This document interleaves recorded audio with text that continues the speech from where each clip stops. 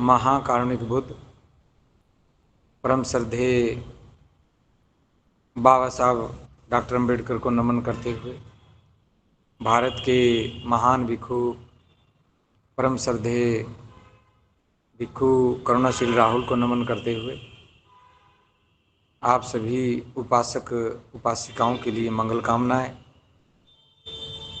आज जैसा कि बुद्धिस्ट रिसर्च सेंटर की ओर से जो विषय निर्धारित किया गया है कि बाबा साहब अम्बेडकर द्वारा दिया गया 15 अक्टूबर 1956 का वो अद्भुत वक्तव्य, वो किस प्रकार आज श्रद्धेय भंते करुणाशील राहुल के कुशल नेतृत्व में चल रहा धम्मभूमि श्रेष्ठ जीवन का एक आंदोलन और बौद्ध समाज निर्माण का जो कार्य चल रहा है, उसके अंदर वो कैसे सहायक सिद्ध हो सकता है। तो इसी विषय पे हमने 3 बार चर्चा की है और आज चौथे भाग के रूप में उस पे हम चर्चा कर रहे हैं। कुछ लोग ऐसा सोचते होंगे या जो पहली बार जुड़े हैं कि चौथा भाग है और जिसने ये भाषण पढ़ा है, देखा है, तो ये मात्र 18 पेज में ये बाबा साहब का वक्तव्य लिखा हुआ है, मात्र 18 पेज। तो इन 18 पेज में ऐसा क्या लिखा है कि इसमें 4 भाग बन गए हैं। निश्चित तौर पे बाबा साहब द्वारा ये जो भाषण दिया गया था ये बहुत अद्भुत था और धम्म की दीक्षा से अगले दिन का ये भाषण था। इसीलिए बाबा साहब अम्बेडकर के दुनिया से जाने से मात्र 51 दिन पहले का ये भाषण था। तो आज हम इस पे इसलिए जिक्र कर रहे हैं कि आज हमें बाबा साहब अम्बेडकर तो नहीं है, लेकिन उनके द्वारा दिया गया जो मार्ग है आज हमें उसकी जरूरत है। और यदि हम इस भाषण को थोड़ा सा समझेंगे तो हमें बौद्ध बनने में भी कोई परेशानी नहीं होगी, क्योंकि इस भाषण का टाइटल ही ये है कि हम बौद्ध क्यों बने।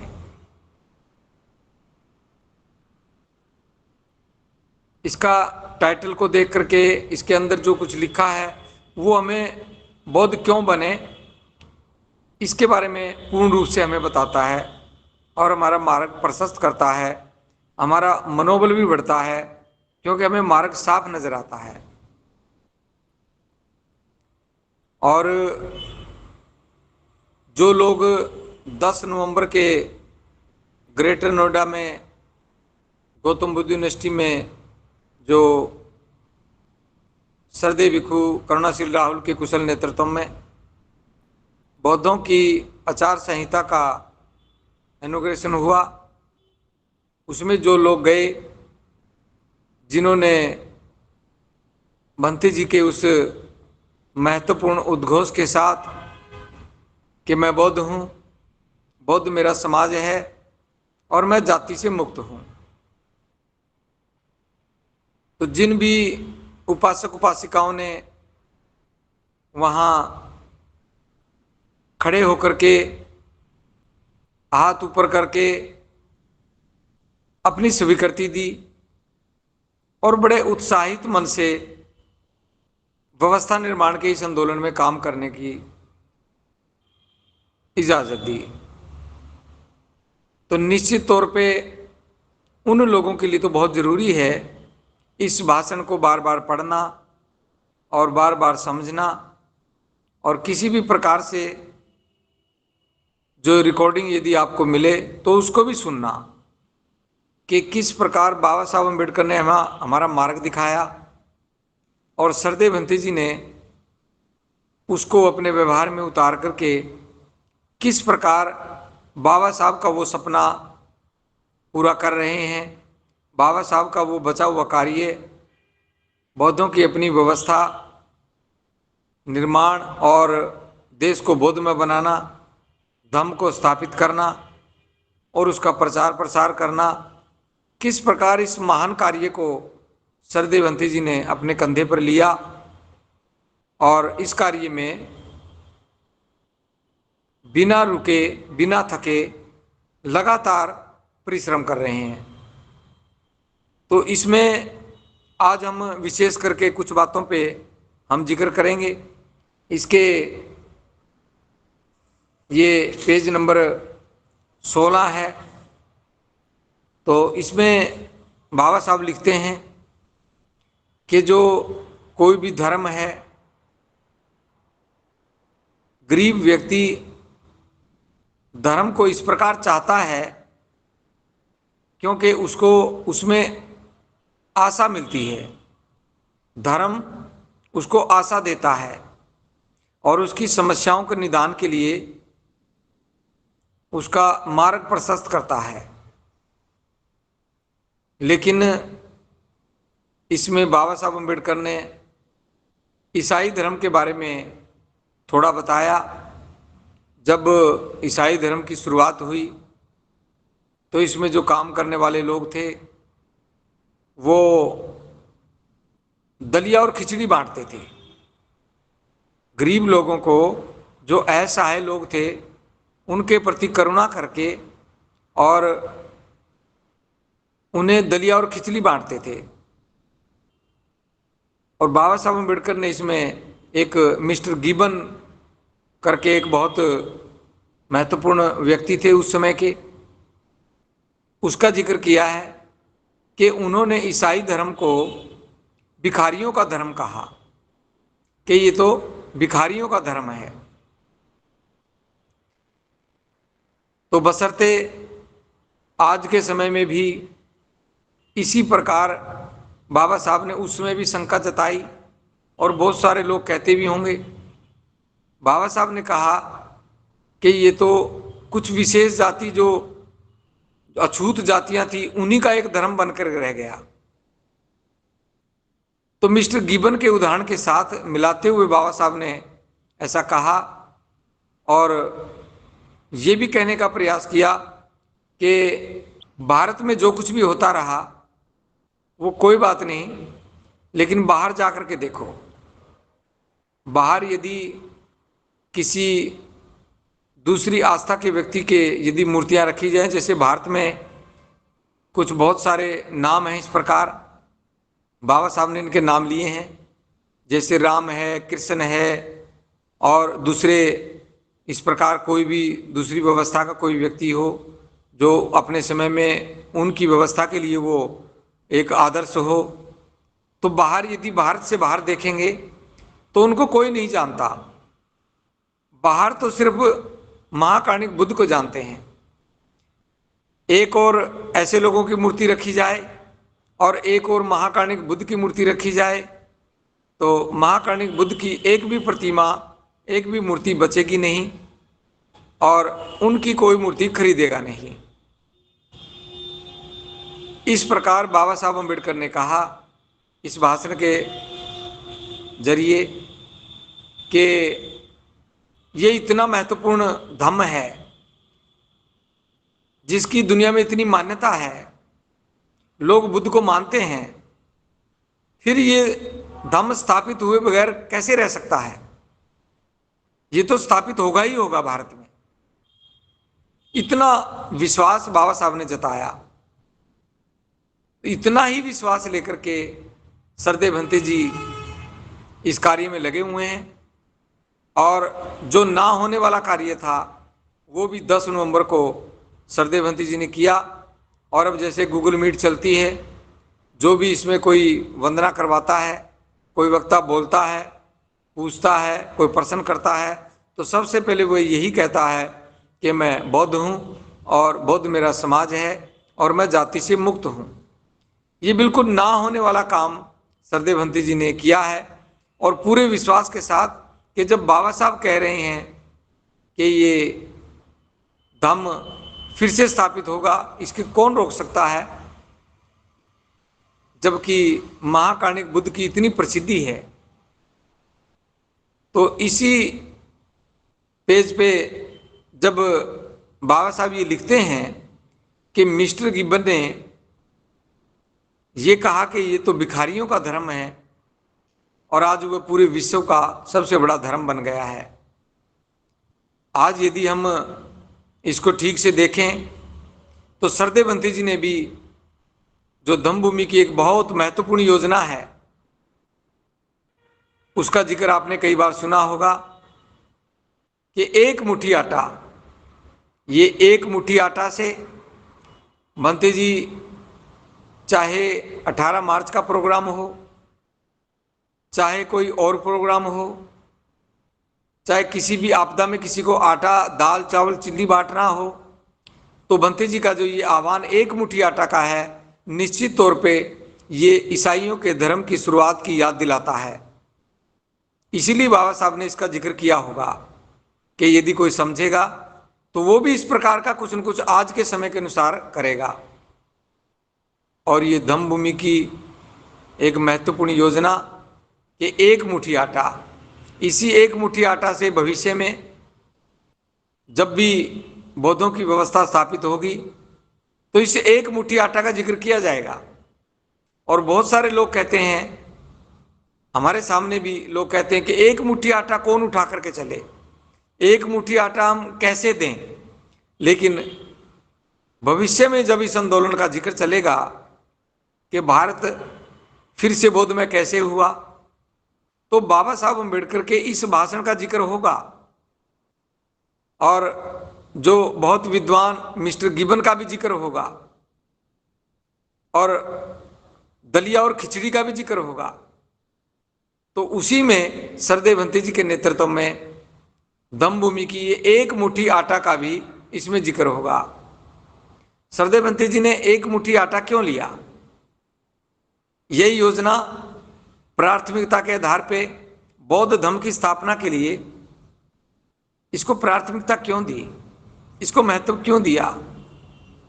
क्योंकि मैं आपकी जानकारी के लिए इसको बता रहा हूं कि आज भी जैसे जो बौद्ध महिलाएं हैं और जो बौद्ध नहीं बने हैं उस समाज से संबंधित रहे हैं पहले से, जिनके लिए बाबा साहब ने बड़ा आंदोलन किया, वो यदि आज भी देहात में आटा गूंथते हैं, आटा तैयार करते हैं रोटी बनाने के लिए, तो उसमें से एक सिरे से थोड़ा सा आटा लेकर के एक रोटी का आटा और दूसरी साइड में लगा देते हैं।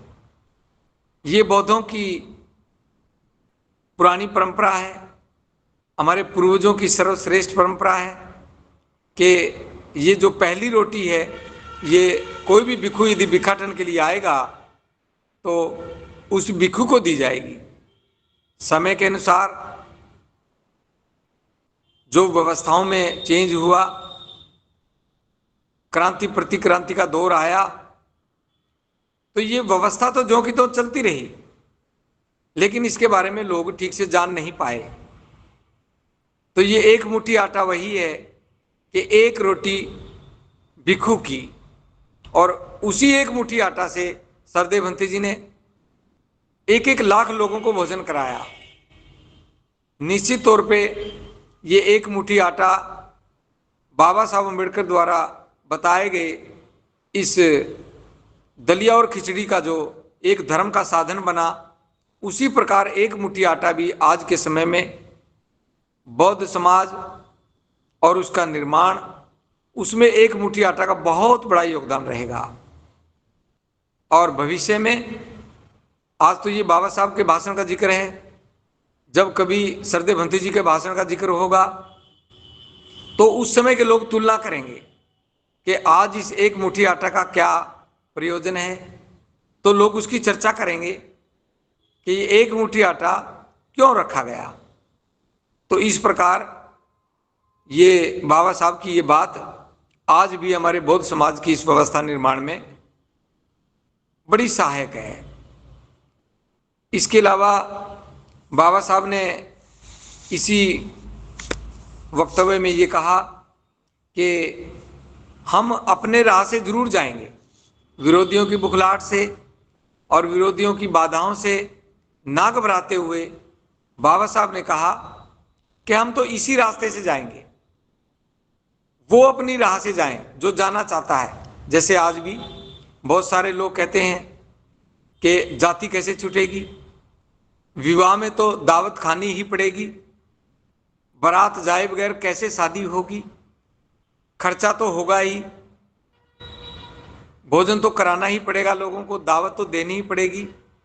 इसके लिए बाबा साहब ने कहा कि वो लोग अपनी राह से जाएं, जो लोग बौद्ध नहीं बने हैं और वो आरोप प्रत्यारोप लगाने में पूरा जोर लगाए हुए हैं, तो वो अपनी राह से जाएं, हम अपने मार्ग पे चलेंगे। तो बाबा साहब की ये बात भी आज हमें मार्ग दिखाती है कि निश्चित तौर पे हमें अपने मार्ग पे चलना चाहिए। दूसरे लोग जो बौद्ध नहीं बने हैं, जाति को नहीं छोड़ना चाहते हैं, आरोप प्रत्यारोप में अपना ध्यान लगाना चाहते हैं, वो अपने राह से जाएं। क्यों? क्योंकि ये जो मार्ग है ये बड़ा श्रेष्ठ है, और ये मार्ग कोई नया नहीं है, ये हमारे पूर्वजों का है, हमारे पूर्वजों का श्रेष्ठ मार्ग है। ये आशा का प्रतीक है। आशा का प्रतीक कैसे है? यह अभ्युदय और उत्कर्ष का महान मार्ग है। ऐसा बाबा साहब पहले भी कह चुके हैं। यह मार्ग नया नहीं है, इसको हम कहीं से लेके नहीं आए हैं।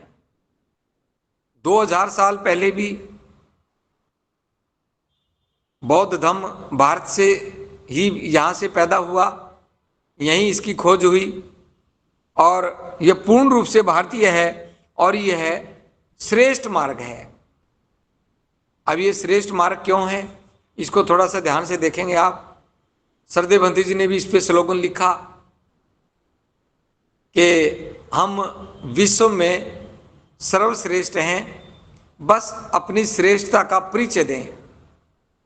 ये परिचय किस प्रकार दें? ये इसी प्रकार हमने, जैसे कोई भी व्यक्ति पूछ लेता है, क्योंकि ये देश जाति प्रधान देश है, पूछ लेता है कि भाई आप कहाँ से हैं, तो आप बता दोगे मैं तो वहाँ से हूँ। फिर पूछेगा आप कौन से धर्म से हैं, आप बताएंगे कि मैं तो फलां धर्म से हूँ, फिर भी उसकी संतुष्टि नहीं होगी। फिर पूछेगा कि आपकी जाति कौन सी है, फिर जाति और उसका गोत्र पूछेगा, सरनेम पूछेगा, फिर जाकर के उसको तसल्ली होगी। जब भी कोई ऐसी स्थिति आए, जैसे आपका ये स्लोगन है कि मैं तो बौद्ध हूँ और मैं जाति से मुक्त हूँ, आप इसको कह सकते हैं। और ये भी कह सकते हैं कि हम तो बौद्ध लोग हैं और हम तो सर्वश्रेष्ठ लोग हैं, श्रेष्ठ लोग हैं, और श्रेष्ठ लोगों की कोई जाति नहीं होती। जिनकी जाति होती है वो या तो नीच होगा या ऊंच होगा, वहाँ पे ऊंच और नीच की भावना होगी, और वो लोग कभी भी श्रेष्ठ नहीं हो सकते। हम तो बोधिष्ट हैं, इसलिए हम सर्वश्रेष्ठ हैं, और श्रेष्ठ लोगों की कोई जाति नहीं होती। तो इस प्रकार आप इसको समझ सकते हैं कि बाबा साहब अम्बेडकर ने भी इसका जिक्र किया कि हम श्रेष्ठ हैं, और ये हमारे पूर्वजों की व्यवस्था है। 2000 साल पहले भी ये व्यवस्था ज्यों की त्यों थी। अब ये किस प्रकार सर्वश्रेष्ठ है, मैं थोड़ा सा और इस पर जिक्र करना चाहता हूं, ताकि आपको सरदेव भंती जी की जो ये व्यवस्था निर्माण की जो बात है, ये आंदोलन आपको भी ठीक से इस भाषण के अनुसार समझ में आ जाए। थोड़ा सा ध्यान से देखना। यदि हम नालंदा जैसी यूनिवर्सिटी का जिक्र करें, नालंदा जैसी यूनिवर्सिटी जिसमें हमारे पूर्वज भिक्षु बन करके, त्याग करके और श्रेष्ठता की उच्च परिकाष्ठा को उन्होंने छुआ, और हमारे पूर्वजों की श्रेष्ठता से, उनके त्याग से प्रभावित होकर के पूरी दुनिया के लोगों ने भारत में आकर के नालंदा जैसी यूनिवर्सिटी में जीवन को श्रेष्ठ बनाना सीखा, और हमारे पूर्वजों को श्रेष्ठ माना। आज भी यदि जापान जैसे देश में, थाईलैंड जैसे देश में, श्रीलंका जैसे देश में यदि कोई भारत का भिक्षु जाता है, तो निश्चित तौर पे वो उनको अपना, जैसे भारत की भाषा के अनुसार कहें तो वो उनको अपना आचार्य मानता है, उनको अपना गुरु मानता है, उनका बड़ा सम्मान करता है। वह क्यों करता है? क्योंकि हमारे कंधे पे हमारे पूर्वजों की यह गौरवशाली व्यवस्था का प्रतीक यह चीवर होता है। ये चीवर हमारे पूर्वजों की उस श्रेष्ठ और गौरवशाली व्यवस्था का प्रतीक है, उनके त्याग का प्रतीक है। इसलिए पूरी दुनिया के लोग भारत के भिक्षुओं का सम्मान करते हैं। इसलिए यह मार्ग श्रेष्ठ मार्ग है। तो बाबा साहब ने इसको कहा और सरदेव भंती जी ने भी इसको समझा, और इसीलिए श्रेष्ठता का श्लोक सरदेव भंती जी ने दिया। यदि आप पलवल धम्मभूमि में जाओगे तो वहां पे आपको धम्म हॉल में ये सरदेव भंती जी द्वारा खोजा गया, ये जो इस भाषण से लिया गया, ये स्लोगन वहां लिखा हुआ है। तो इसी प्रकार हम एक एक बात को समझते जाएंगे तो निश्चित तौर से हम इस भाषण का की इसकी उपयोगिता आज की व्यवस्था निर्माण में समझने लगेंगे। इसमें बाबा साहब लिखते हैं कि बौद्ध धर्म के जितने भी तत्व हैं वो अमर हैं, वो अजर हैं, कभी भी खत्म होने वाले नहीं हैं। ये क्या हैं? जैसे महाकाणिक बुद्ध ने 5 शील सिद्धांत दिए जो किसी भी व्यक्ति के निर्मलता का पथ है, और 8 मार्ग वो दिए, 8 बातें वो दी जिसको अष्टांगिक मार्ग कहा गया है, मध्यम मार्ग भी कहा गया है, जिसमें आगे 10 पारमिताएं दी। ये कुल मिलाकर के जो बातें बौद्ध धर्म का जो एक मुख्य आधार हैं, ये अजर हैं और अमर हैं। ये कभी भी ना बदलने वाली चीजें हैं, और किसी भी प्रकार से किसी भी समय में किसी भी व्यक्ति किसी भी समाज के लिए उनके सुख का मार्ग है, उनकी श्रेष्ठता का मार्ग है। जैसे उदाहरण के तौर पे जो मैं इसको थोड़ा सा बताऊं, जैसे प्राणी हिंसा करना।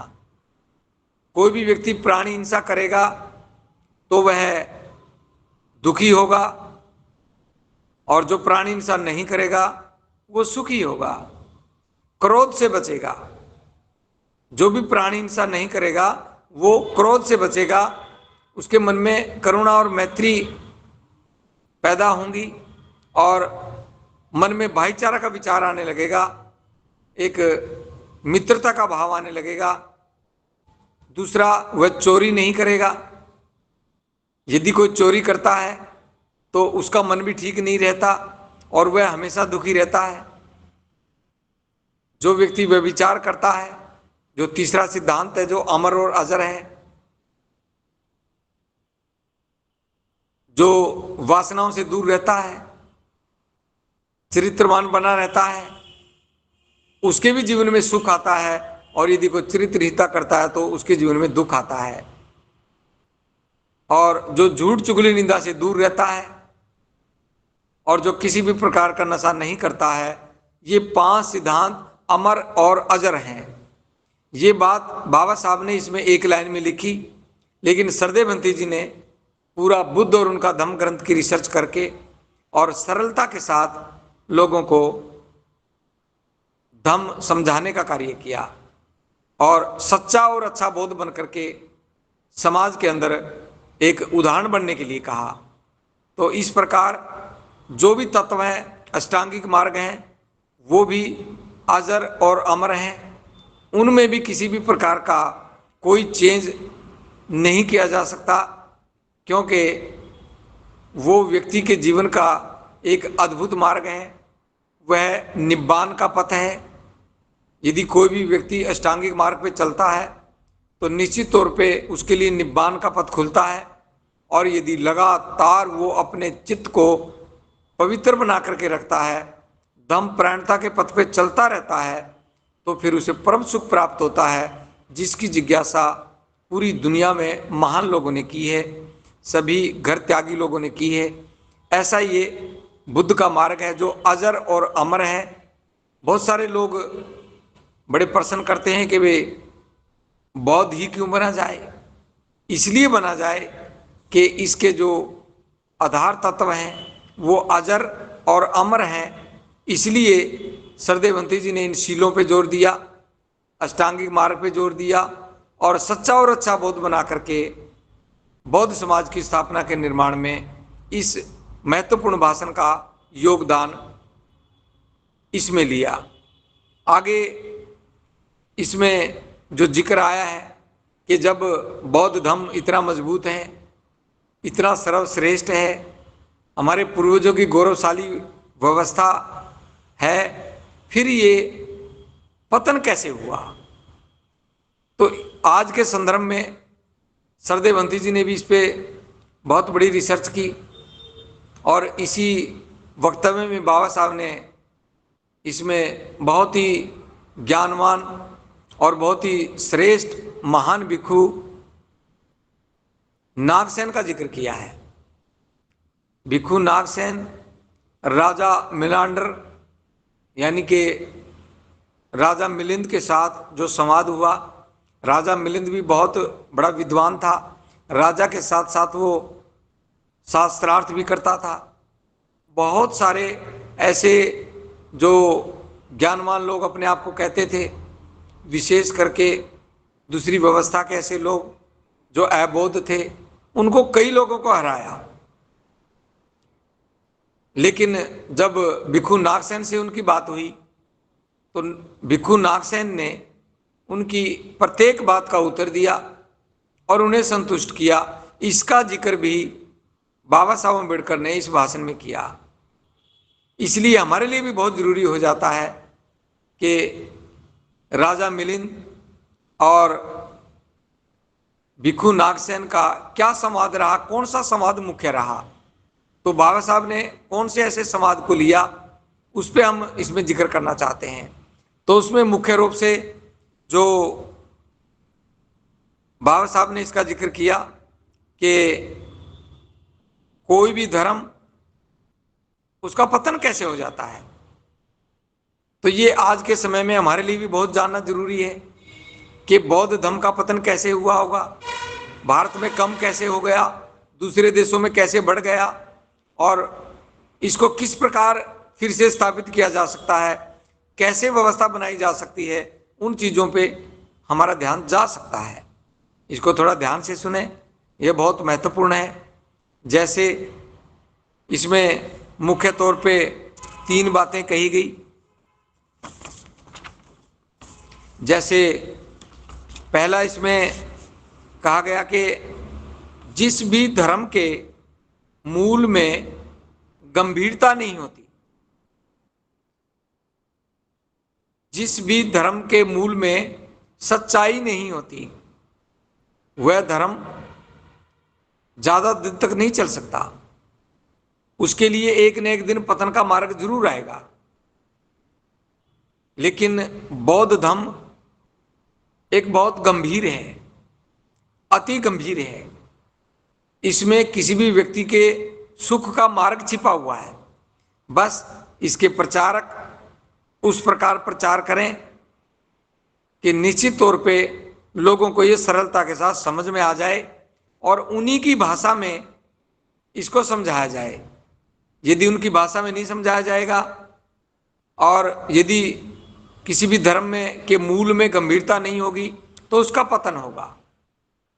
तो इस प्रकार यदि किसी भी धर्म के प्रचारक नहीं होंगे, विद्वान लोग प्रचार नहीं करेंगे, तो निश्चित तौर पे कोई भी दूसरे धर्म का व्यक्ति, दूसरे व्यवस्था का व्यक्ति यदि वो तर्क करेगा तो निश्चित तौर पे यदि सामने वाला विद्वान यदि उसके तर्क का जवाब देंगे तो निश्चित तौर पे वो ऐसा धर्म जिसके अंदर इस प्रकार के प्रचारक हों, वो कभी भी उसका पतन नहीं होता। ये दूसरा कारण था। तीसरा कारण किसी भी धर्म के पतन होने का, जैसे आप देखते हैं कि वे किसी भी धर्म की जो विद्वता है वो तो विद्वानों के लिए है, लेकिन सामान्य व्यक्ति के लिए तो बुद्ध विहार हो जिसमें जाकर के वो तथागत को नमन कर सकें, तथागत में श्रद्धा रख सकें, वहां पे जाकर के विद्वानों से कुछ सुने और अपना जीवन श्रेष्ठ बनाएं, औरों के जीवन को भी श्रेष्ठ बनाने की प्रेरणा लें। यदि किसी भी धर्म में ऐसा नहीं है तो उसका पतन होगा ही होगा। इसलिए सरदे भिक्खु करुणाशील राहुल के द्वारा जो व्यवस्था निर्माण में इन तीनों बातों पे ध्यान दिया गया और उन पे बड़े पैमाने पे काम हुआ। जैसे इस बौद्ध धर्म को, इसकी गंभीरता को, महाकारुणिक बुद्ध की जो मुख्य बातें बताई हुई थी, उन्हीं बातों को सरलता के साथ भारत में जो इसकी कमी रही उस कमी को पूरा किया और गंभीरता के साथ इसमें काम किया। और शीलों का जो विशेष विवरण है उसके ऊपर सरदे भंते जी ने एक बहुत महत्वपूर्ण पुस्तक भी लिखी, शील जीवन का आधार। तो उसमें सभी चीजें सरलता के साथ बताई गई हैं। तो इस प्रकार बौद्ध धर्म की गंभीरता को जो लोग नहीं जान पा रहे थे उनको बताया और कुछ लोगों को संखार कम्मक बनाया ताकि वो वहां जाकर के संखार भी करवाएं और प्रचारक की भूमिका में भी आए। कुछ उपासक उपासिकाओं को प्रशिक्षण दे करके उनको भी प्रचारक बनाया और प्रचारक बना करके पूरे देश में उनको भेजा, जगह जगह पे प्रचार हुआ। तभी 10 नवंबर को ग्रेटर नोएडा के गौतम बुद्ध यूनिवर्सिटी में सरदे भंते जी के आह्वान पर, उनके उद्घोष पर जो खचाखच भरा हुआ वह ऑडिटोरियम, उसमें सभी उपासक उपासिकाओं ने बड़े उत्साह के साथ सरदे भंते जी का साथ देते हुए ये आश्वासन दिया कि हम बौद्ध हैं और बौद्ध हमारा समाज है और हम जाति से मुक्त हैं और हम इस व्यवस्था की स्थापना के लिए अपना तन मन धन हम इसमें लगाएंगे। तो निश्चित तौर पे इसके लिए लगातार कार्य भी चल रहा है। तो सरदे भंते जी ने बाबा साहब अम्बेडकर द्वारा जो भिक्खु नागसेन और राजा मिलिंद का जो ये संवाद था इसको भी प्रमुखता से लिया। तीसरी बात, जैसे भंते जी ने इस पे संज्ञान लिया कि इसमें बाबा साहब कह रहे हैं कि यदि हमें अपने धर्म को बचाना है तो हमें विद्वानों को भी पैदा करना होगा और बुद्ध विहार भी बनाने होंगे। और बुद्ध विहार के साथ साथ सरदे भंते जी ने तो एक कदम और आगे जाकर के प्रशिक्षण केंद्र बनाने शुरू किए ताकि उपासक उपासिकाओं को प्रशिक्षित करके और उनको श्रेष्ठ बना करके एक आदर्श के रूप में लोगों के सामने भेजना और फिर सामान्य जन भी उनसे प्रभावित होकर के वो भी धम्म की ओर आकर्षित होना। जैसे पलवल से अथीन रोड पर जो धम्म भूमि का राष्ट्रीय कार्यालय है, राष्ट्रीय केंद्र है वो, तो वहाँ पे भी बड़े बड़े प्रशिक्षण हुए और जो धम्म भूमि का जो बुद्धिस्ट रिसर्च सेंटर है अलीगढ़ में, वहाँ पे भी बहुत सारे सामने प्रशिक्षण लगे, उपासक उपासिकाओं के भी प्रशिक्षण लगे। और आगरा में भी सरदे भंते जी ने कुछ बुद्ध विहारों में लगातार प्रशिक्षण रखे। एक बार तो लगभग 6 महीने तो लगातार और 1 साल का वहाँ लगातार प्रशिक्षण चला, जिससे बहुत सारे बाबा साहब के ग्रंथों की रिसर्च हुई। तो इस प्रकार इस बात को भी ध्यान में रखते हुए बुद्ध विहारों का भी निर्माण कर रहे हैं। जैसे राजस्थान में छोटे छोटे बुद्ध विहार बनाने के लिए कुछ लोग आगे आए, उन्होंने भी जमीन दान देने की इच्छा जताई। जोधपुर में भी कुछ लोगों ने प्रयास करके ऐसा काम करने का प्रयास किया और अभी अलीगढ़ में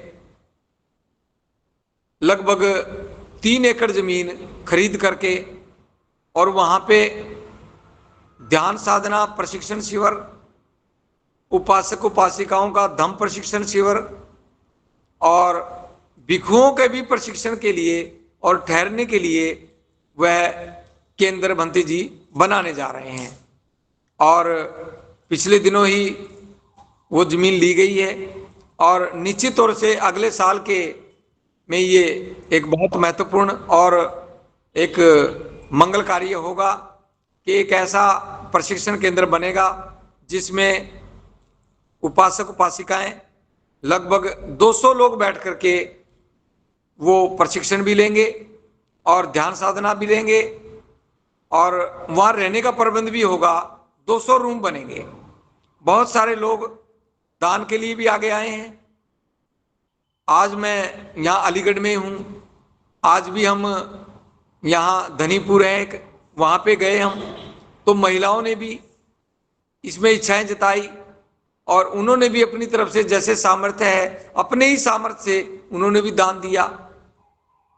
और बहुत सारे लोग एक एक रूम बनाने के लिए भी उन्होंने आश्वासन दिया। तो निश्चित तौर पे लोग दान देने के लिए भी आगे आ रहे हैं और पूरे देश के लोग इस प्रशिक्षण केंद्र को बनाने के लिए बड़े आतुर हैं। ये सामान्य घटना नहीं है कि हमारे महापुरुषों द्वारा बताया गया मार्ग कि यदि इस मार्ग पे चलोगे तो निश्चित तौर से कोई बाधा नहीं रहेगी। सरदे भिक्षु करुणाशील राहुल के द्वारा इन चीज़ों को समझ करके, बाबा साहब के इस वक्तव्य को समझ करके कि तीनों बातों पे काम किया है, तीनों बातों के ऊपर काम किया है। धम्म की गंभीरता को भी उजागर किया और प्रचारकों को भी तैयार किया, संखार कम्मक को तैयार किया और बुद्ध विहार भी बनाने शुरू किए ताकि भविष्य में ऐसी कोई स्थिति ना आए कि बुद्ध विहारों की कमी की वजह से बौद्ध धम्म में इसकी स्थापना में कोई बाधा आए। तो इसलिए ये जो संवाद है भिक्षु नागसेन और राजा मिलिंद का, ये बौद्ध समाज की व्यवस्था के निर्माण की स्थापना में एक बहुत बड़ा हमें मार्ग देता है, प्रेरणा देता है। और इसी पे हमारा ध्यान भी होना चाहिए ताकि हम कोई भी काम उसमें देरी ना करें और ज़्यादा से ज़्यादा इस पे काम करें। यदि कोई भी कार्यकर्ता वो मुख्य रूप से काम करता है और वो इन चीज़ों में ढिलाई करता है, इनमें उदासीनता दिखाता है, तो निश्चित तौर पे वो धम्म की हानि कर रहा है। इसलिए उसको अपना कीमती समय निकाल करके इस बुद्ध विहार के लिए, विशेष करके अलीगढ़ और आसपास के क्षेत्र में, वो जो है कि दान स्वयं भी दें और औरों को भी दान देने के लिए प्रेरित करें। आप यदि दिन में 2 घंटे भी लगाते हैं और 2 घंटे में यदि एक व्यक्ति, एक अच्छा कार्यकर्ता 5 लोगों को भी प्रेरित करता है और इस प्रकार आप धीरे धीरे देखेंगे यदि एक जिले में 10 लोग भी लग जाते हैं तो हम 50 लोगों को एक दिन प्रेरित कर सकते हैं और हम इस बुद्ध विहार के निर्माण के लिए एक बहुत बड़ा कार्य कर सकते हैं। तो इस प्रकार हमें इस पे काम करना चाहिए और धम्म की स्थापना पे हमें अपना काम जारी रखना चाहिए। तो इस प्रकार ये, क्योंकि ये बहुत महत्वपूर्ण भाषण है, इसमें काफ़ी चीज़ें जो हम कर रहे हैं उसमें समझने में भी समय लगता है, तो इसमें पूरा करने में तो बहुत समय लगेगा। लेकिन थोड़ा सा बस यही है, मैं एक चीज़ और इसमें बता देना चाहता हूँ। इसी में बाबा साहब आगे लिखते हैं कि बौद्ध धम्म दूसरे धर्मों में बिल्कुल अंतर है। बौद्ध धम्म दूसरे धर्मों की तरह बिल्कुल भी नहीं है। जैसे हम दूसरे धर्मों का जिक्र करते हैं तो उसमें बस मुख्य तौर पे एक ही बात है। जैसे ईसाईयत को ही ले लें, उनमें वो किसी न किसी उनका अपना शास्त्रा होता है। आप मुसलमानों में ले लें, उनका भी अपना कौन कोई पैगंबर है, कौन कोई शास्त्रा है और वो उसी को मानते हैं। किसी का अल्लाह है, किसी का गॉड है, किसी का परमेश्वर है, किसी का कोई और है, रब है, वो उसी को मानते हैं। और उनका जो भी कार्य होता है, जो कुछ भी वो करते हैं, बेशक वो किसी को भोजन दान करते हों, चाहे वो किसी की सेवा करते हों, चाहे वो लंगर लगाते हों, चाहे वो हवन यज्ञ करते हों, चाहे वो मंत्र जाप करते हों, चाहे पूजा पाठ करते हों, उनका बस एक ही उद्देश्य रहता है, उनका एक ही लक्ष्य रहता है कि वो अपने अपने उस शास्त्रा को, उनका जो मुखिया है जिसको वो मानते हैं, अल्लाह, गॉड, परमेश्वर, रब, उसी को खुश करने के लिए सब कुछ करते हैं कि किसी भी प्रकार से, चाहे उन्हें बलि यज्ञ करना पड़े, कुछ भी करना पड़े, पर उनका ईश्वर खुश हो जाए।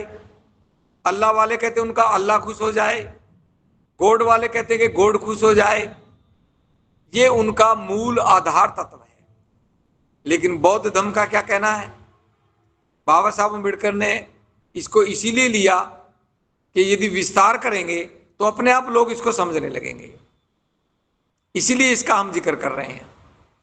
बौद्ध धर्म के दो आधार तत्व हैं। पहला है कि संसार में दुख है, इसका कोई न कोई कारण है, और कारण है तो इसका कोई निवारण है, और निवारण के लिए मार्ग है। दूसरा आधार तत्व, एक व्यक्ति का दूसरे व्यक्ति के साथ अच्छे संबंध का होना ही बौद्ध धर्म है। अब आप दोनों में अंतर महसूस कर सकते हैं कि जितने बाकी दूसरे धर्म हैं उनका आधार तत्व क्या है, उनका मुख्य कार्य क्या है, और बौद्ध धर्म का मुख्य कार्य क्या है। ये बिल्कुल आसान है और समझ में आने वाली बात भी है। तो इसलिए जो भी व्यक्ति बौद्ध धर्म में आएगा, सबसे पहले उसके मन में करुणा और मैत्री जगेगी, वह शीलों का पालन करने लगेगा, भाईचारा बनने लगेगा, लोग अंधविश्वास से बाहर निकलने लगेंगे, फिर वो सत्य को सत्य, असत्य को असत्य समझने लगेंगे। और दूसरे धर्मों में अंधविश्वास से बाहर निकलने का कोई मार्ग नहीं, बल्कि वो कोई चीज ना दिखती हो, ना किसी अनुभव में आती हो, उसी को मानने में लगे हैं और उसी को खुश करने में लगे हैं।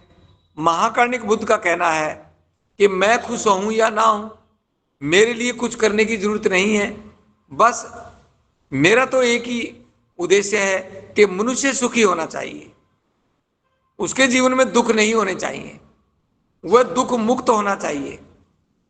अब आप इसका अंदाजा लगा सकते हैं कि बाबा साहब ने इस भाषण में ये क्यों लिखा। आपको भी ये बात समझ में आ जानी चाहिए कि अभी तक हम जहां भी थे, जिस भी व्यवस्था में थे, उसका क्या उद्देश्य था, उसके लिए हम क्या कर रहे थे, लेकिन आज हम क्या कर रहे हैं। तो बस इतनी सी बात मैं कहूँगा। ये काफ़ी लंबा चैप्टर है, क्योंकि इस भाषण को हम समय में नहीं तोल सकते, क्योंकि ये भाषण बाबा साहब अम्बेडकर के पूरे जीवन के संघर्ष का परिणाम है। पूरे जीवन में जो उनके मन का विकास हुआ, वो जो दुनिया में बुद्धिमान कहलाए, ज्ञान के जो के प्रतीक कहलाए, सूर्य कहलाए, और उनके त्याग और उनका तप, उनका परिश्रम दुनिया में उच्च पराकाष्ठा को छुआ। उनके ये मात्र ये 18 पेज हों, लेकिन ये समुद्र की तरह गहरा है। ये दुनिया से जाने से मात्र 51 दिन पहले दिया गया उनका वक्तव्य है, जिसमें हमारे लिए कल्याण का ही मार्ग छुपा है। इसलिए मैं आपसे सभी से यही कहना चाहता हूं, कुछ लोग धम्म में आकर के, सरदेव बंदी जी के सानिध्य में भी रह करके, वो दूसरे लोगों से पूछते हैं कि हरियाणा में धम्म कैसे चलाया जाए। गुजरात के लोगों को इकट्ठा करके कहते जी बताओ जी, भिन्न भिन्न संगठनों को इकट्ठा करके, हाँ जी गुजरात में धम्म कैसे चलाया जाए। कोई मध्य प्रदेश में भिन्न भिन्न संगठन जो लंबे समय से इस पे काम कर रहे, कोई व्यक्ति वहां जाकर के धम्मभूमि में काम कर रहा है, वहां जाकर के पूछ रहा है कि जी मध्य प्रदेश में धम्म कैसे चलाया जाए। मैं इस चीज से आगाह करना चाहता हूं उन कार्यकर्ताओं को भी, ऐसे जो धम्मभूमि में काम करने वाले लोगों को भी आगाह करना चाहता हूं कि ऐसे लोगों से सावधान रहें। सरदेव बंती जी का जो नेतृत्व है और जो महाकारुणिक बुद्ध का जो सरलता के साथ दिया हुआ उनका मार्ग है, जो आचार संहिता सरदेव बंती जी के नेतृत्व में जो बनी है, ये निश्चित तौर से संपूर्ण रूप से बुद्धिज्म को स्थापित करने का है। बस यदि कोई ऐसा पूछता है, किसी किसी को इकट्ठा करके और उनसे ज्ञान लेने का प्रयास करता है, आज के समय में देखें तो धम्मभूमि के अलावा कहीं रिसर्च नहीं है, सरदेव भंते जी के जैसा कोई नेतृत्व नहीं है। फिर भी यदि कोई कार्यकर्ता भूल चूक करके इधर उधर झांक रहा है तो वो अपने इस उद्देश्य को बदल दे और इसको छोड़ दे। सिर्फ सरदेव भंते जी में विश्वास करे, धम्मभूमि की रिसर्च में विश्वास करे, अपने आप में विश्वास करे। मैं एक छोटा सा फार्मूला बता रहा हूं। यदि आप यही पूछना चाहते हैं कि धम्म की स्थापना कैसे हो, तो पूरी स्टेट को देखने की जरूरत नहीं है, बस अपने घर को देखो। क्या आपने अपने घर में सुबह उठते ही नमन शुरू कर दिया है? नमो बुद्धाय का अभिवादन शुरू कर दिया है? क्या आपने अपने घर में बुद्ध वंदना शुरू कर दी है? क्या आपने साप्ताहिक वंदना शुरू कर दी है? क्या आप निरंतर दान पात्र में दान डाल रहे हैं? क्या आप हर महीने अपनी कमाई का 20वां भाग दान कर रहे हैं? क्या आपने जो बौद्ध धर्म के जो रीति रिवाज हैं वो अपना लिए हैं? आपके घर में यदि कोई दुनिया से चला गया या अपने रिश्तेदारों में चला गया, पड़ोस में चला गया, क्या आपने अपने घर में बौद्ध धर्म से उसके संस्कार करवाने शुरू किए हैं? क्या आपने अपने घर में कोई प्रतीक चिन्ह रखे हैं? बस आप अपने आप को देखो। यदि आपने अपने घर में ये काम शुरू कर दिया है तो आपका घर बोधमय हो गया। जब आपका घर बोधमय हो गया तो फिर आपके भाइयों का भी बोधमय होने लगेगा। फिर आपके आसपास में आपके मित्रों के संबंधियों को जब भी वो आपको देखेंगे और नमो बुद्धाय का अभिवादन आप करोगे, झुक करके नमन करोगे, तो निश्चित तौर से वो आपसे प्रभावित होंगे। आपके पहनावों को देख करके वो प्रभावित होंगे। तो मैं समझता हूं कि आप बोधमय हो गए तो बस पूरा देश, पूरा राज्य बोधमय हो गया, पूरा जिला बोधमय हो गया। बस यही समझना है। और सरदेव भंते जी ने बड़ी सरलता के साथ इन चीजों को समझाया है। तो इसलिए मैं ऐसे साथियों को भी, बाबा साहब का ये भाषण है, उनके लिए ये आदर्श हो सकता है, ये मार्ग हो सकता है। क्योंकि जो सरदेव भंते जी ने आचार संहिता जो लिखी है, जो जयपुर में 15-16 जून का जो प्रोग्राम हुआ था, उसमें लोगों ने जो इसमें सहयोग किया, अपने विचार दिए और अपना समय दिया, और फिर 10 नवंबर को फिर वहां आकर के भी सरदेव भंते जी का भी हौसला बढ़ाया और 142 करोड़ लोगों की आशा बने, ऐसे लोगों को लिए भी ये बाबा साहब का भाषण पूरा मार्ग प्रशस्त करेगा। बस मैं तो यही कहना चाहता हूं, सरदेव भंते जी ने जो भी आपको काम दिया है उस काम को करें, अन्यथा कोई काम ना करें। यदि अपनी रुचि या अपनी एनर्जी कहीं और लगाओगे, निश्चित तौर पे व्यवस्था निर्माण में वो बाधा होगी और आप कम काम कर पाएंगे, आपका समय व्यर्थ लगेगा और दूसरे लोग भी आप पे विश्वास नहीं करेंगे कि ये कल तो क्या बात कर रहा था, आज क्या बात कर रहा है। इसलिए अपने आप को पूरा समझ करके और जैसा जैसा सरदेव भंते जी ने हमें कार्य करने के लिए कहा है, बस उतना ही कार्य करें, उसी से देश बोधमय होगा।